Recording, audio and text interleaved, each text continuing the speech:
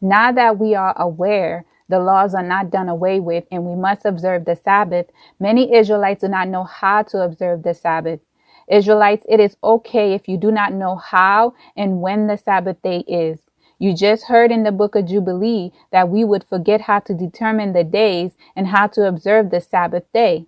In addition, we would set an abominable day for the set apart holy days.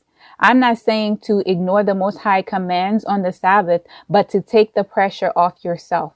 We will not get everything right. We are like newborn babes, learning our culture in the awakening. Our calendars are distorted and history has been manipulated. Satan has altered the scriptures. You would have to be in tune with the Holy Spirit to hear what the Most High is saying to you. Too many Israelites wants to fight about the true Sabbath day. Some Israelites follow the moon. Other Israelites follow the heathen Jews. And while another group of Israelites use the Gregorian calendar.